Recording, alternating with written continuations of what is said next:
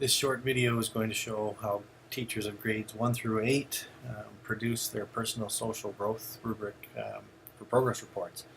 So to do that, I'm going to make sure, first of all, that I've got my personal social growth section selected, okay, because it's actually added as an individual course with its own outcomes in my classes list. So right now, I've got it selected. I'm also going to be sure that I'm in the right term or semester, and because for this example I'm creating personal social growth rubric for the June progress reporting period, I've got term 2 selected. Okay, so what I'm going to do is I'm actually going to add an assignment. So, and I'm going to call it personal social growth rubric final term 2. I will let the auto abbreviation just fill in that field. The category won't matter either. I'll select classwork here, and I can leave the points possible for right now just as they are. It's no problem. In fact, if you really want, you can set it to 0 because you won't be assigning anything in the actual assignment column. Okay, it's just actually used as a bucket for us to get in all of our personal social growth domains that are on our rubric. So to do that, what I'm going to do is click on my Outcomes tab, and I'm going to be sure that I select every single outcome that is listed here, because if I don't do that, then I don't have a complete rubric. So I'm going to go ahead and put them all in. Okay, and just like this, there we go. And just take one more quick look to make sure they're all there. And as you can see here, the names of the outcomes mirror that of what is on the printed out rubric.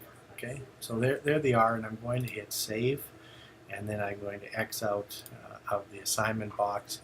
And just like I have done in other areas in my gradebook, I click on the standards drawer, the outcomes drawer, and that's going to expose each of the different outcomes on the personal social growth rubric. And as you see, as I scroll over there, it names them.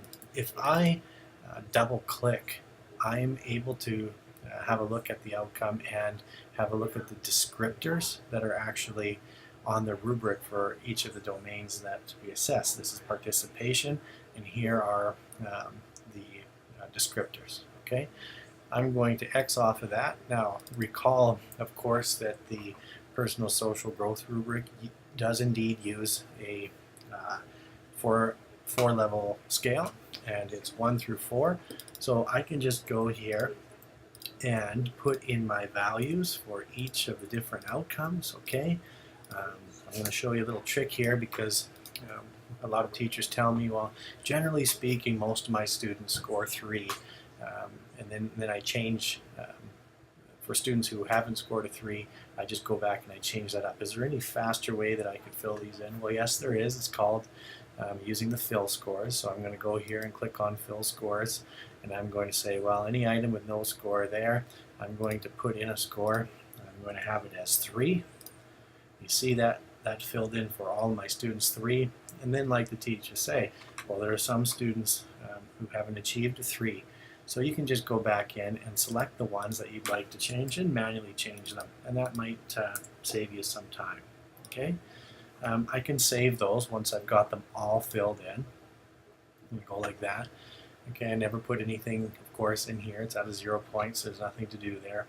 And I would continue filling in the rest of the outcomes, so I've got a rubric that is completely done. Okay. There is a spot for an additional comment at the bottom of the rubric.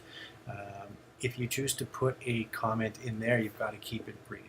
And you do that in the same manner that you put in a final grade for your other courses.